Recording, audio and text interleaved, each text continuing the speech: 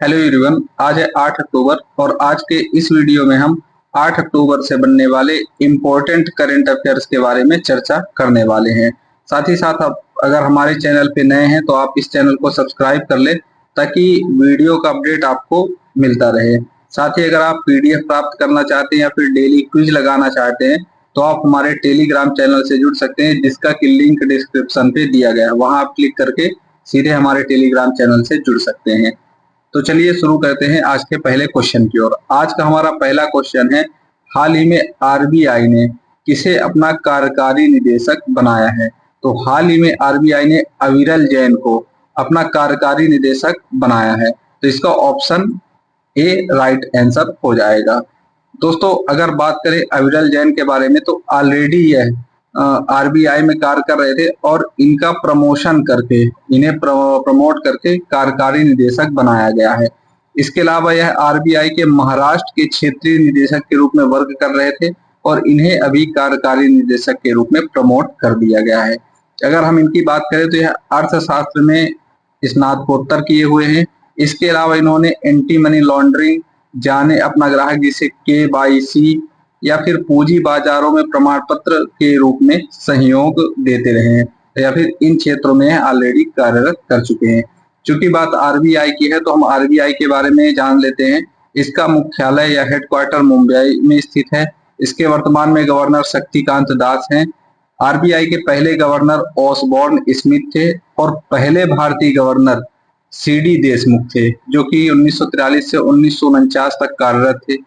इसके अलावा हमारे देश के पीएम भी एक रह चुके हैं, मनमोहन सिंह, जो कि आरबीआई के गवर्नर के रूप में कार्य कर चुके हैं।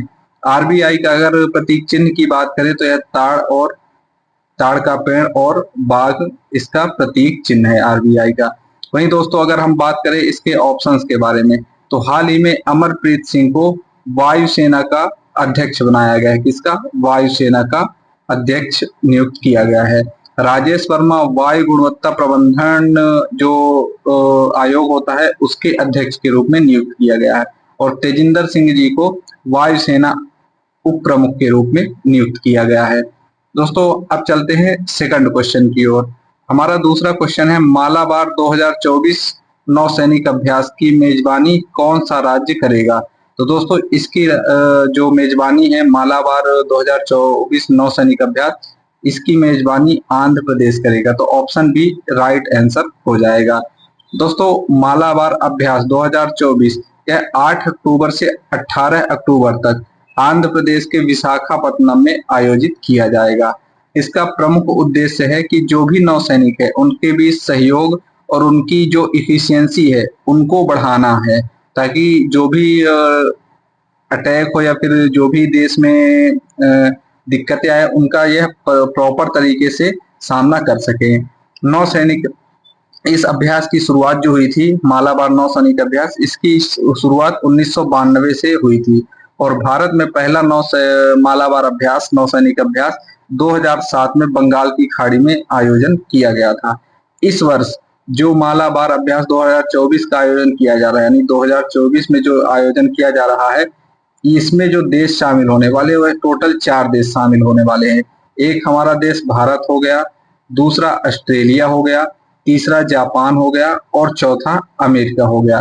तो इन 4 देशों के बीच मालाबार अभ्यास का आयोजन किया जा रहा है। जब इसकी शुरुआत की जाएगी तो हार्बर फेज से की जाएगी। अगर बात करें हार्बर फेज की तो हार्बर फेज एक तरह से इनॉग्रेशन प्रोग्राम है।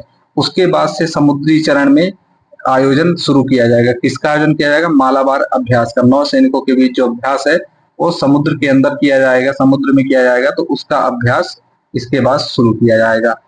हमारा अगला क्वेश्चन है, हाल ही में किसके द्वारा महिला एशियाई चैंपियंस ट्रॉफी 2024 के लोगो और शुभंकर का अनावरण किया गया है? तो हाल ही में बिहार के मुख्यमंत्री नीतीश कुमार के द्वारा महिला एशियाई चैंपियंस ट्रॉफी 2024 के लोगो और शुभंकर का आयोजन किया गया है।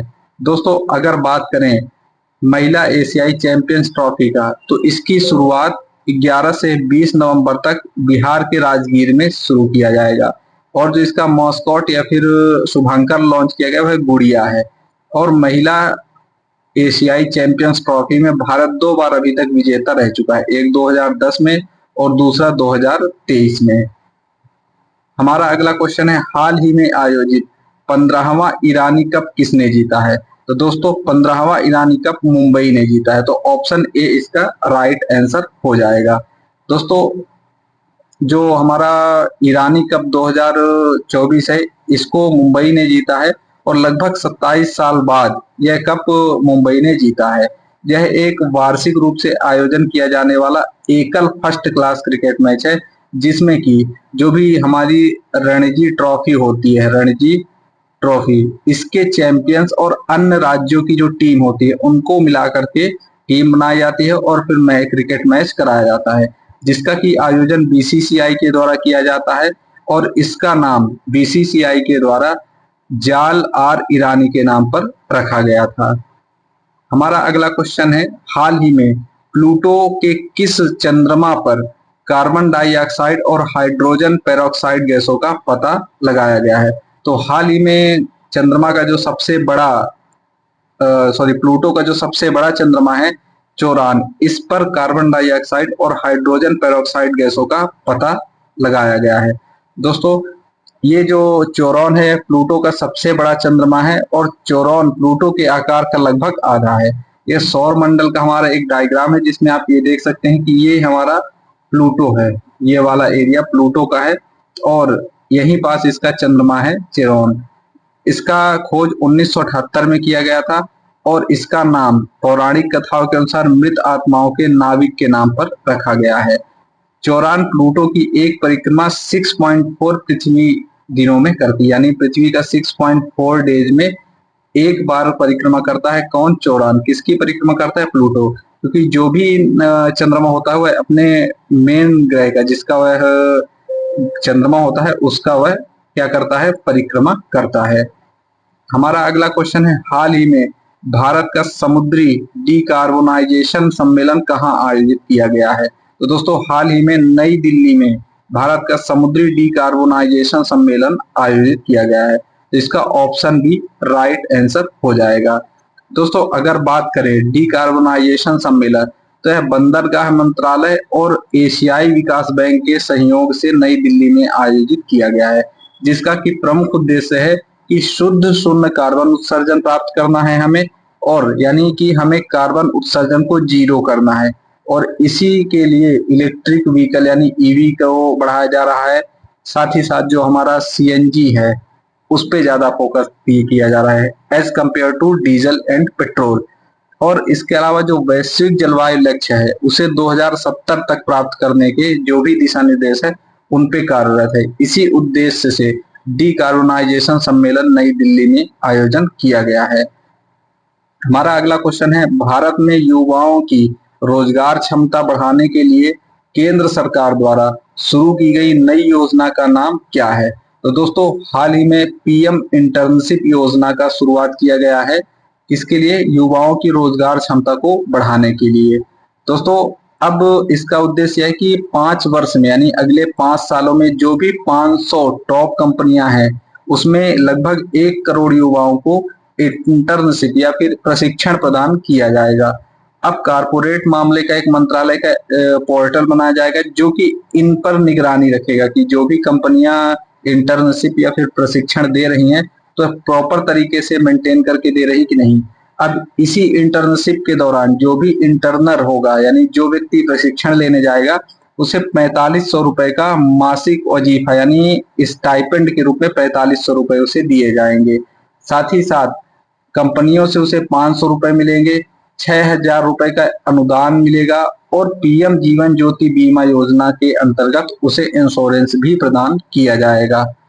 हमारा अगला क्वेश्चन है, हाल ही में असम के किस राष्ट्रीय उद्यान में नौबंदी नस्ल के पिग्मी हॉग छोड़े गए हैं? तो दोस्तों हाल ही में मानस राष्ट्रीय उद्यान यानी ऑप्शन डी इसका सही आंसर हो जाएगा। मानस राष्ट्रीय उद्यान में पिग्मी हॉग छोड़े गए हैं। तो अब ये पिग्मी हॉग क्यों छोड़े गए हैं? सेम ये आपको देखने से लग रहा होगा सुअर प्रजाति का ही है यानी सुअर के किस्म का ही है। तो इसे मानस नेशनल पार्क में नौबंदी नस्ल के पिग्मी हॉग छोड़े गए हैं।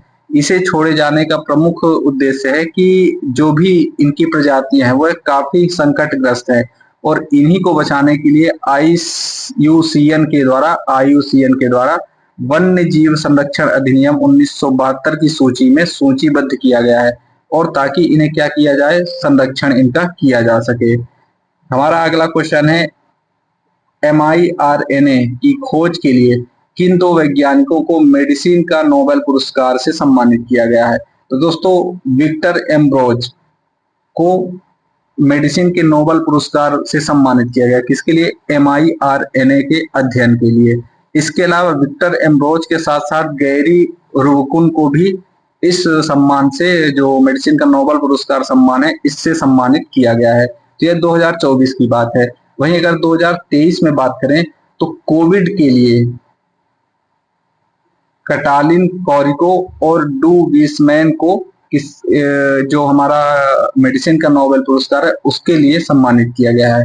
दोस्तों, 2024 में जो यह पुरस्कार दिया गया है वह है माइक्रो आरएनए mRNA की खोज, इसके पोस्ट ट्रांसक्रिप्शनल जीन रेगुलेशन में भूमिका को समझने के लिए, यानी जो mRNA है इसकी भूमिका को समझने के लिए और इसके महत्व के बारे में बताने के लिए विक्टर एम्ब्रोज और गैरी रुबकुन को सम्मानित किया गया। किस से? मेडिकल के नोबेल पुरस्कार से।